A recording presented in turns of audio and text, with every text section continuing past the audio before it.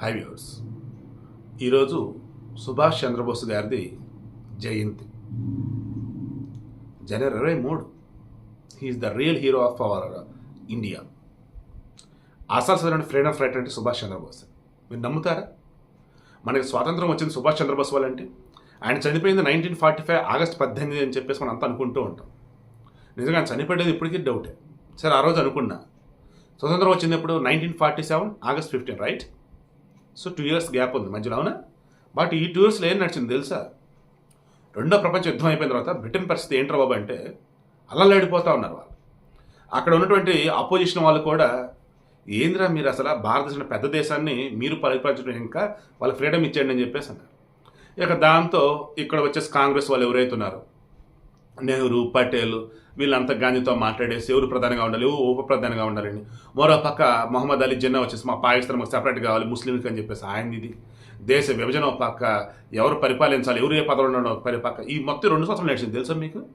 So మనం సుభాష్ చంద్రబోస్ గారు ఎప్పుడైతే బతికున్నారో ఆల్మోస్ట్ అప్పుడే ఫ్రీడమ్ అనేది డిసైడ్ అయిపోయారు. సుభాష్ చంద్రబోస్ గారు ఏం చేశారు? సార్ సార్ సార్ మాకు స్వతంత్రం ఇవ్వండి సార్ అని అంటే ఇవ్వడం, కొట్టు అని కొట్టించుకుంటూ ఉంటే వాడు స్వాతంత్రం ఇవ్వడం. మీ రక్తం నాకు ఇవ్వండి, నేను మీకు స్వాతంత్రం ఇస్తా అని చెప్పాడు. మనకు గట్స్ ఉండాలి. అది సుభాష్ చంద్రబోస్ చేశాడు. మీరు రక్తం తీసుకొని వెదజల్లి అట్ట చేయలా, పోరాటం చేద్దాం, ప్రాణాలకు తెగిద్దాం, రక్తం చెందిద్దాం, సాధించుకుందాం.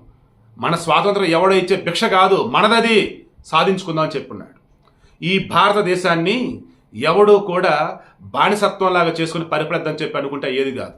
ఇది భారతదేశం అని చెప్పి అన్నాడు. ముఖ్యంగా ఎఫర్ట్స్ అనేది పెట్టకుండా ఎవడికి ఎదురు చూస్తూ ఉంటాడో వాడి వల్ల ఏం ఉపయోగం లేదని చెప్పున్నాడు. ఇలా నెంబర్ ఆఫ్ అండి. మన సుభాష్ చంద్రబోస్ ఈ జాతీయ కాంగ్రెస్ 2 సార్లు అధ్యక్షుడయ్యాడు. కానీ ఏమైంది?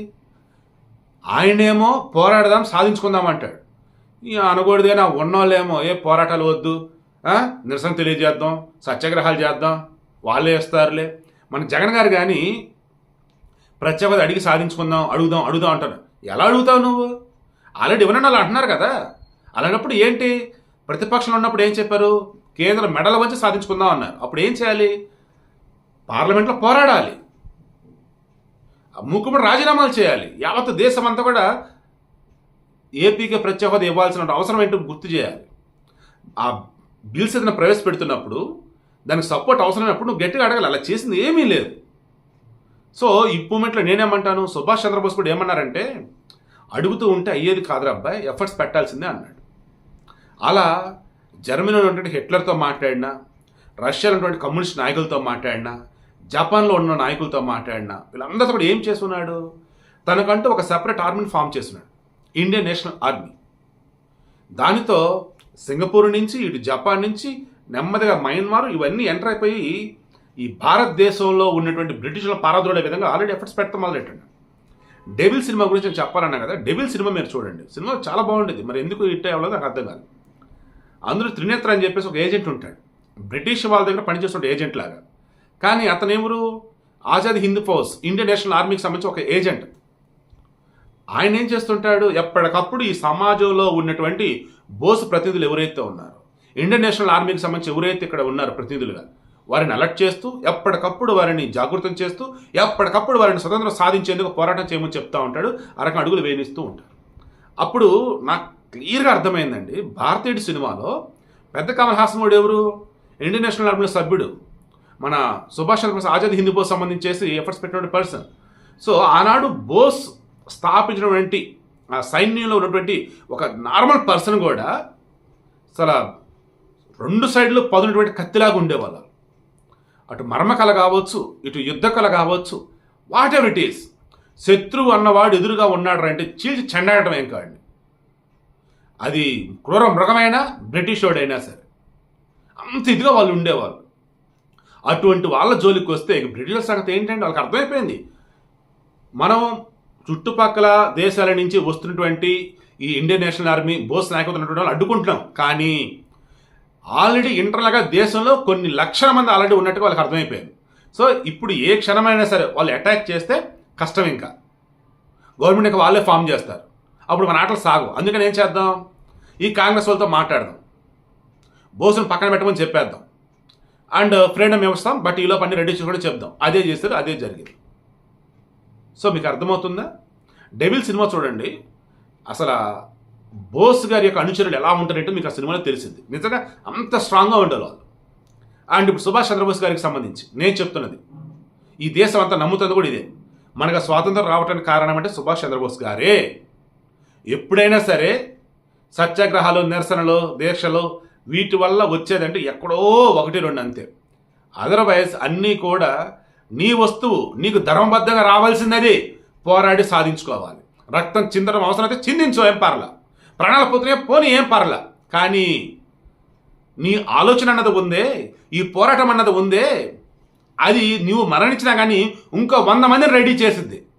అల్లూరి సీతారామరాజు సినిమాలో కూడా మన అల్లూరి సీతారామరాజు చనిపోతూ డైలాగ్ ఏమంటాడండి ఆ కృష్ణ గారు, ఒక అల్లూరి సీతారామరాజు చనిపోతే 100 మంది అల్లూరి సీతారామరాజు పుట్టుకొస్తారు రూద్రఫాడ్ అంటాడు. సో అదే మన సుభాష్ చంద్రబోస్ గారు కూడా. సో ఈరోజు ఆయన స్మరించుకోవడం నాకు చాలా ఆనందంగా ఉంది.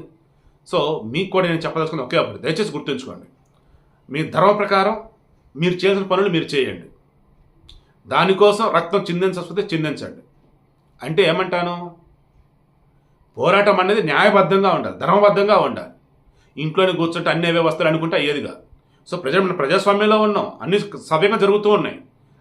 ఇప్పుడేం చేయాలా, రక్తం చిందాల్సిన అవసరం లేదు. ఇప్పుడేం కావాలి మనకి, ఓటు అనే ఆయుధాన్ని వాడుకొని మంచి పాలకుని కనుక ఎన్నుకున్నట్టయితే మన సుభాష్ చంద్రబోస్ కలగనటువంటి నిజమైనటువంటి స్వరాజ్యం మనకు అన్నది వస్తుంది. సో ఇందాక రక్తం చిందించడం అన్నానే, అది ఇప్పుడు అవసరం అంట. ఇప్పుడు మనకు కావాల్సింది ఏంటిది, ఆలోచన.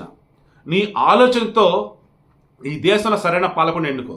మీ ఊరిలో సర్పంచ్ కానీ, లేదంటే ఎంపీటీసీ, జెడ్పీటీసీ, ఎమ్మెల్యే, ఎంపీ ఎవరైనా కానీ కాక అతను నిన్ను పరిపాలించబోతున్నాడు అంటే అతని అర్హత ఉందో లేదో నువ్వు చూడు. అర్హత ఉంది అనుకుంటే అప్పుడు ఎన్నుకున్న తర్వాత సరిగా పరిపాలించుకుంటే గల్లాపట్టి నిలది కుషించే. భయపడొద్దు, ఒక్కడిని సాధించలేకపోదని చెప్పేసి వెనకడుగు వేయవద్దు. నువ్వు అడిగేయి, నీతో పాటు 100 మంది వస్తారు. రావట్లేదా, ఆ ఆలోచన అన్నది జనాల మెదడులో పురుడు పోసుకున్నప్పుడు ఆటోమేటిక్గా అంతా రెడీ అయిపోతారు. సో నేను ఎమోషనల్ అవ్వట్లేదు, చాలా బ్యాలెన్స్గా చెప్తున్నా.